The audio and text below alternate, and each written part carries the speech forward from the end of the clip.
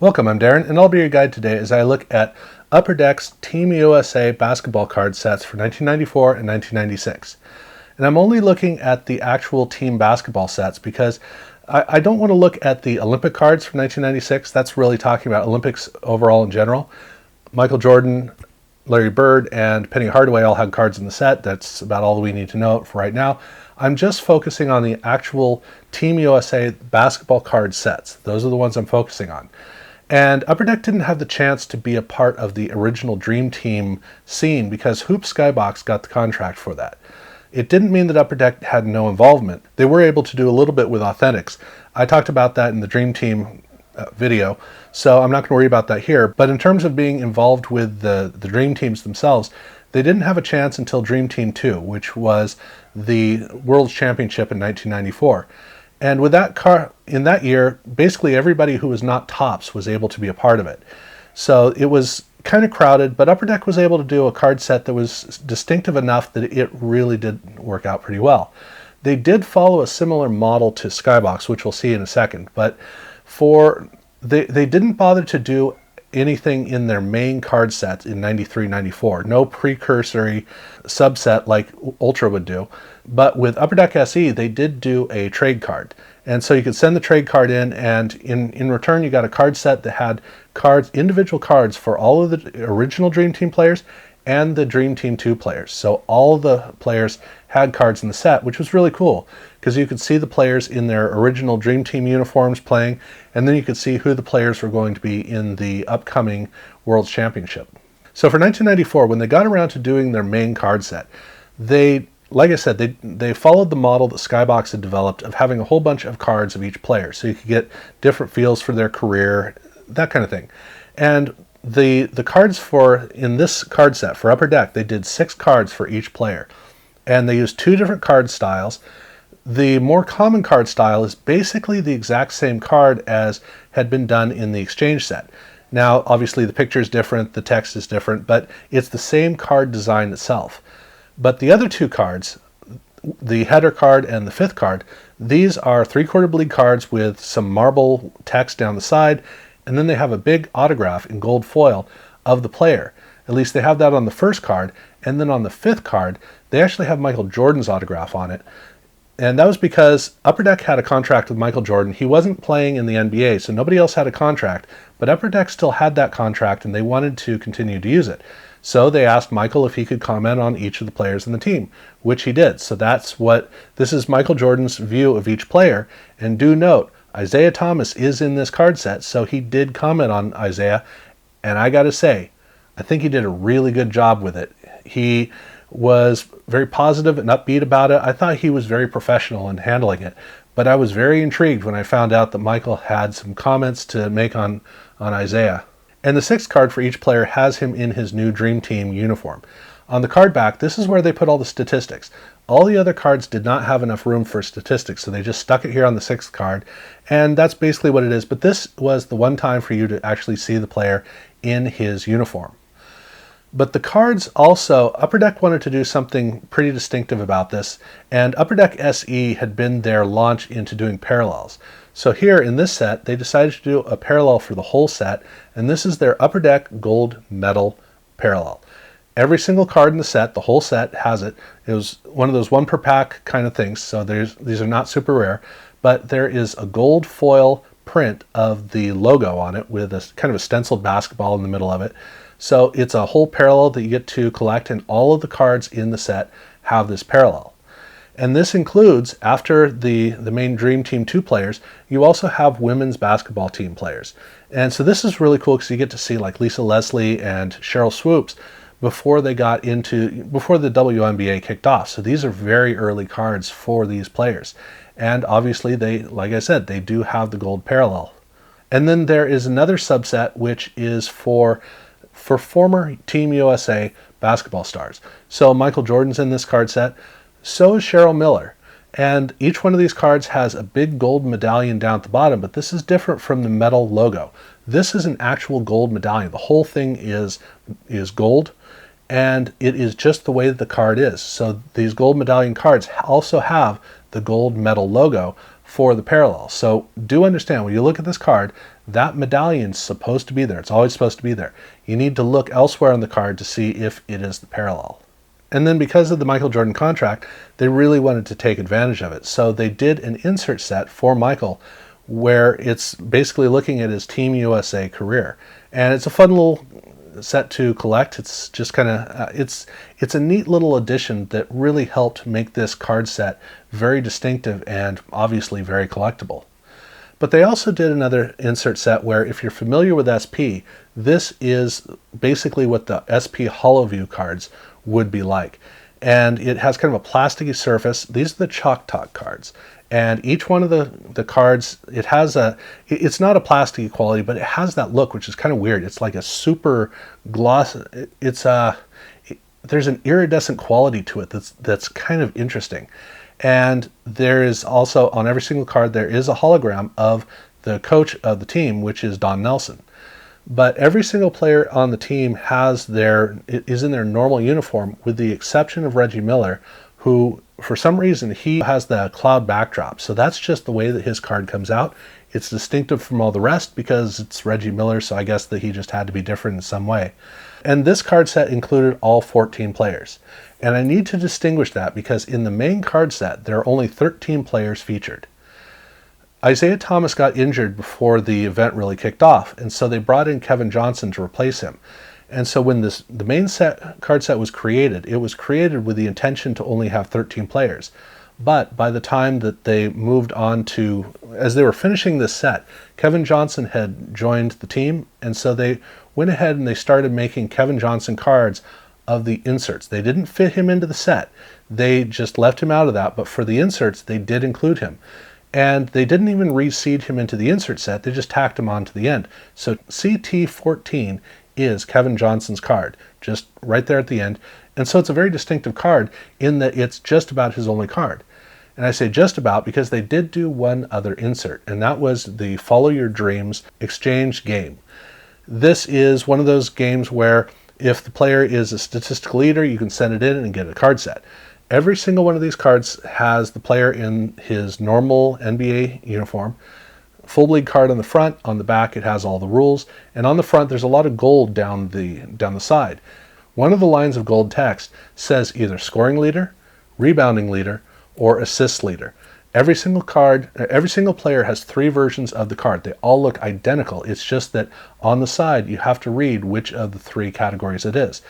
And none of these cards are card numbered. And this is, again, all 14 cards. So Kevin Johnson is included in this card set. And so because there are 14 players and there are 3 cards of each player, it's a 42 card set. That's how big, if you try to collect all the cards, that's how many there are. But if you get the statistical leader for any one of these 3 categories, you send that card in and they would send you in a 14 card set themed for that particular statistic. Now the card fronts still look the same. There's no difference. It's only on the card back. All the cards are now numbered, and they're numbered with either SL, RL, or AL, depending on scoring leader, rebounding leader, or assist leader.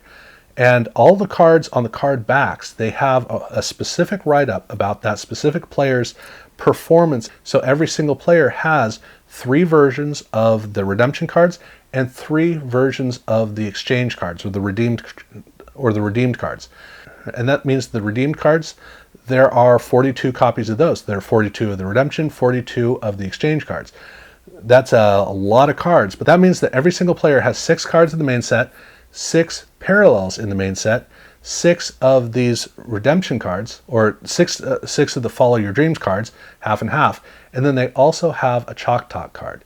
And again, with Kevin Johnson, he only has the inserts. Those are the only ones that he has in this set. But while in 1993, they didn't bother to do cards in their main set, in 1994 they did. So they were able to put cards of the performances of the Dream Team 2 players into the set. So this gets to show them in the action shots, has a little write-up about each of the players. And the cards look almost the same as the main cards in the set. They're a little bit different. They're very distinctive. But it was kind of weird that they waited until the end of the original World Championship to do this.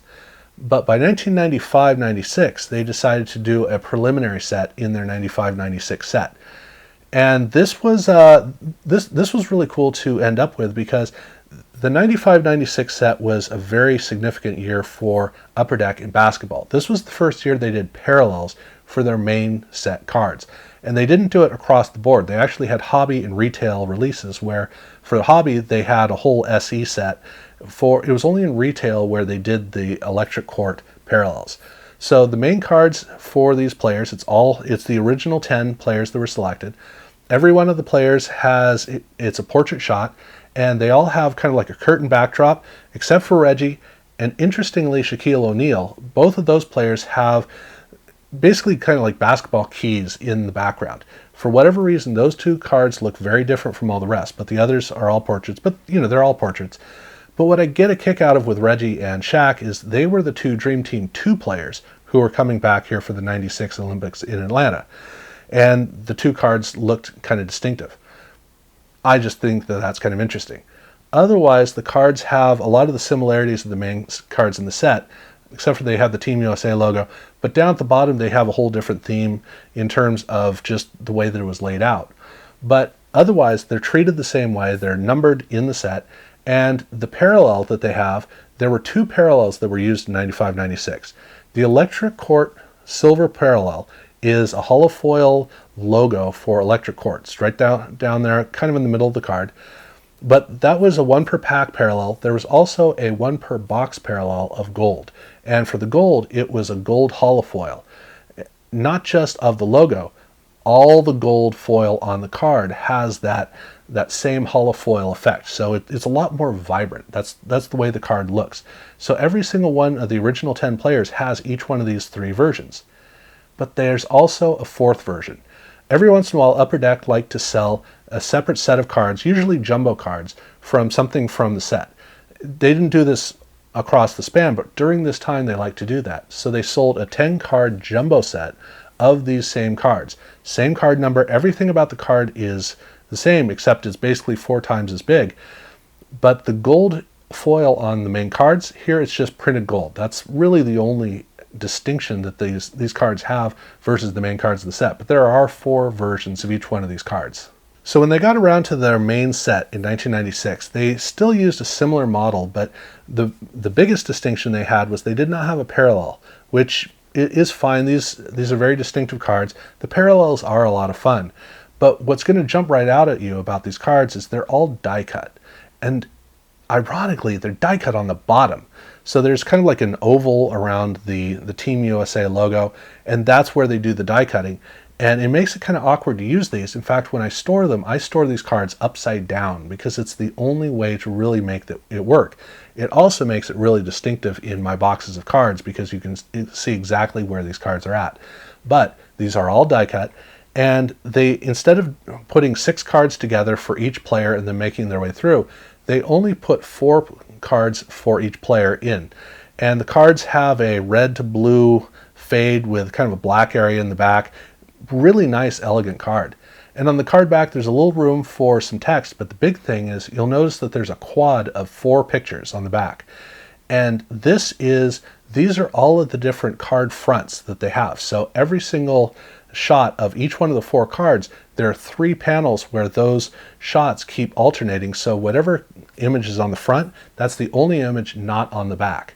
But there's also 1 extra image on there that is on every single one of those. And that is kind of distinctive. You'll also notice that the card number up on the top, there are 2 numbers. There's the actual set number, and then there is a number 1, 2, 3, or 4, and that refers to basically it's a subset for the players, kind of the way that it works. And they don't have a 5 or 6, only we'll get back to that. So they have all of that for cards 1 through 40, which is all 10 players, and then they skip 8, and then they begin a full-blown subset called Portraits of Power. And Portraits of Power is all 10 players again, and this is the player in his uniform and just a straightforward portrait with some information on the back. And it's basically like the 5th card of each one, but on the card back they don't number it as 5 or 6 of the player. And so they have this, and then they skip 2, and then they get around to women's basketball team cards again. And so this was the really famous women's basketball team that essentially created the WNBA. So you once again get Sheryl Swoopes, you get a number of really great players. You also get their coach. That's a fun little set, and that's the set. That is it. Basically, that is all there is to it. But I did say that they skipped some numbers, and the reason that I distinguished that is because they did do a trade card for the two alternates that were going to be added in, who were Sir Chuck and Mitch Richmond. So if you sent in the trade card, you got their cards back, and they fit right into the slots reserved for them in the card set. So that completes the whole card set. Again, they wanted to do something with Michael, so they did another insert set with Michael. This time it's just 4 cards, and they're very distinctive cards, and they do look really nice. But they also they had a pretty good relationship going with Penny Hardaway as well. So they also did a card set for Penny Hardaway. Same thing. So they have a Michael Jordan card set, and they have a Penny Hardaway set. And then they did another insert set called Career Statistics. And this card, it's chromed on the front. The whole card is chromed with the gold foil as well.